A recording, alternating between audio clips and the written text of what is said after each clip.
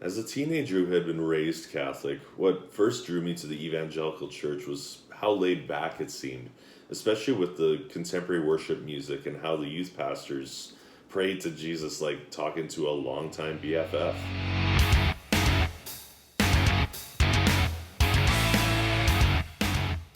These non traditional approaches to Christian worship seem directly in contrast to the so called vain repetition of traditional liturgy. What also drew me to evangelicalism was how they seemingly removed the religious aspect of Christianity and made Jesus a more relatable God, like a close friend as opposed to a wrathful, bearded man up in the sky. Given this mindset, it was easy for me to view traditional rules and rituals as ungodly, undesirable, or cultish. By their standards, worship seemed to be defined as more of an individualistic preference to approaching God, or maybe even an attempt at making God himself more approachable. The church denomination I had been attending at the time had two different Sunday services, traditional and contemporary. I usually attended the contemporary one since I had always felt somewhat out of place at the traditional one. As I involved myself in the music teams, we were taught a certain ethic where leading the congregation into worship was done in a certain way. We were told that we're playing for Jesus, not for ourselves. We're leading the congregation into worship, not trying to outperform them. And we're not up there to show off. As a musician who had been involved in a few rock bands at the time, I've always felt good being up on stage. I'm sure some of the other members of our worship team must have felt the same way too. The temptation to wrap myself up into the performance aspect of musical worship was quite strong. I wanted to give my best quality performance, just like Abel in the Old Testament offered his best of his flock. But part of me also did not give a single thought about the quality of the heart behind the performance. There were also times when we would try to experiment with different styles once in a while, adding different instruments or creating some kind of fancy guitar riff that seemed to add to the atmosphere of the song. I usually enjoyed adding light distortion to my guitar, but it was often frowned upon for being a little too aggressive. With that in mind, I've always felt a desire to create a heavy metal worship service to draw in the unchurched so that they can worship Jesus in the form of banging their heads and losing themselves in the mosh pit. But how would such an experience set itself apart from going to, say, a typical rock concert anywhere else? Would I be isolating a whole demographic of people who don't enjoy that type of music by creating such an outlet? Over the years, as I acquired more friendships with people of different walks of life, I realized that individualistic forms of worship weren't exclusive to what I experienced in evangelical Christianity. Some friends of mine who were into New Age practices used to say that they felt closer to the divine through recreational drug use and engaging in passionate sex. And at first, I was quite caught off guard upon hearing this. And as a Christian, I've always believed that, sex and music were gifts from God and not something that was intrinsically evil. Though I wasn't too sure about drug use. With that in mind, it somehow seems sensible to me that these gifts can be used to glorify God in the proper context. But does it actually matter how these gifts are used? I had not realized it at the time, but during my time as a church musician, I had been making worship performance all about myself and not about Christ. I realized how I had been treating worship was similar to how the Israelites had been acting at the end of the book of Judges. And perhaps I had been trying to create God in my own image by worshiping in a way that was right in my own eyes. As an evangelical, I found myself becoming disillusioned with what I considered to be contemporary Christianity. I often wondered how the early church might have worshipped while living in persecution under the Roman Empire. One of the questions that has always lingered in my mind was, what is worship? What does it mean to worship? And is there a right and wrong way to worship? And I remember when a Messianic Jew came and did a presentation one evening at the church I had been attending at the time, and I was in awe at how he recited the Passover meal and talked about the connections between what we know as Holy Communion and the Jewish Passover. But what struck me was how the traditional Passover meal reminded me so much of what I had experienced growing up, seeing countless times in a Catholic Mass. What also changed my perspective on worship was after I first attended Eucharistic adoration at a local Catholic church. There were no theatrical light shows, no flashy video screens, no loud cheering, dancing, jumping, or raising hands. Just silence. Deafening silence that was only broken by a reading of scripture or a chanting of hymns heard from the choir that was off to the side. Dozens of candles illuminated the room, and all eyes were fixated upon the Eucharist displayed upon the altar at the very epicenter. While some would consider this a form of idolatry, it is worth noting that communion was at the forefront of Christian worship even in the days of the early church. Catholics and Orthodox Christians may differ theologically from Lutherans and Anglicans regarding communion, but they all acknowledge a real presence of God in the sacred Passover we now call the Eucharist. If Eucharistic adoration is considered idolatry by those willing to replace it with an upbeat worship band, I've come to believe that contemporary Christianity has lost all its credibility.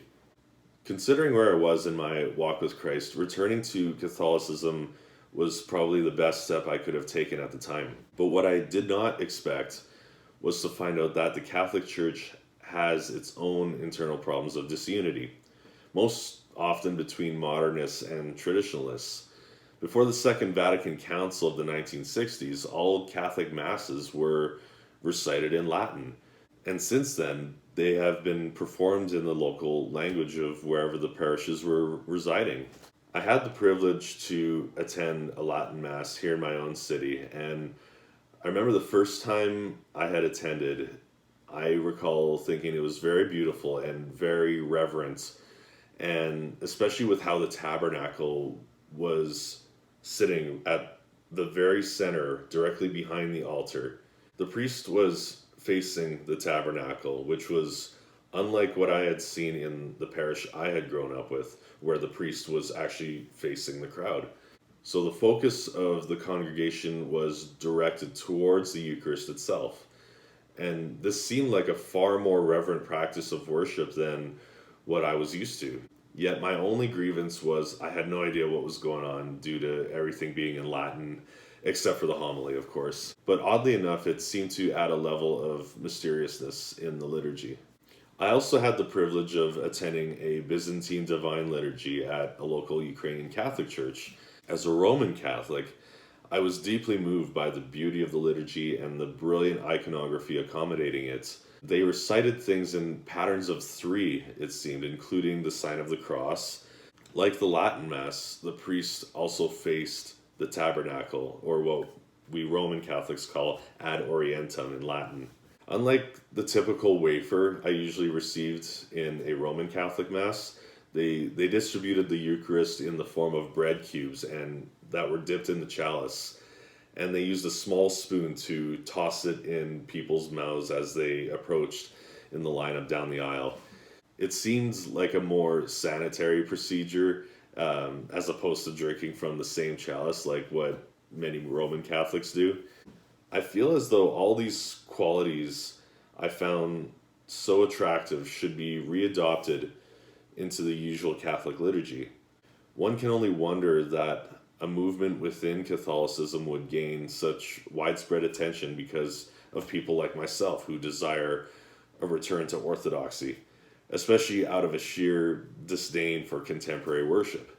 But on the other hand, my heart that was so shaped by my formative evangelical years breaks for those who would show up at these traditional services feeling completely unwelcome. And as mysterious and intimidating as God may be, I believe he desires all to become members of his church. While I've fallen in love with the Latin Mass and the Byzantine Divine Liturgy, I firmly believe the gospel ought to be shared in a language that is easily understood. But don't get me wrong, I don't believe there's anything inherently wrong with contemporary worship music. It definitely has value in bringing people into Christianity, just as it did for me while attending youth group. Contemporary worship music can certainly be effective in evangelizing during a youth group or a concert type event, but I believe there's an appropriate time and place for it. If God is truly all powerful, it seems as though God doesn't actually need our worship. It benefits us more than it benefits God. And granted this, perhaps there is some merit for making worship more of a personal expression. I mean, worship is worship, right? Some would argue that a person isn't harming anyone by worshiping however the way they prefer to. Though I think it's worthwhile pondering whether we are unknowingly doing more damage to Christian unity by elevating individualistic preference above the needs of corporate worship. Does pandering to individuality actually benefit people collectively? Or are we causing more division in the body of Christ by compartmentalizing believers into how they prefer to worship? I think many people who search for a church community to fulfill their emotional and spiritual needs often settle with what piques their interests, just as I have done in my past church hopping experiences. It's common to hear people say, what may be fulfilling to you may not be fulfilling to me. In my finite understanding, preferential worship style seems to be a byproduct of a postmodern moral relativism.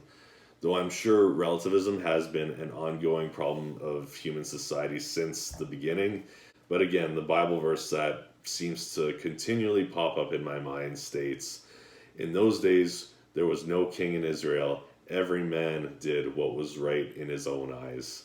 Oftentimes, what we desire in a relationship with God might not be what our souls are truly in need of.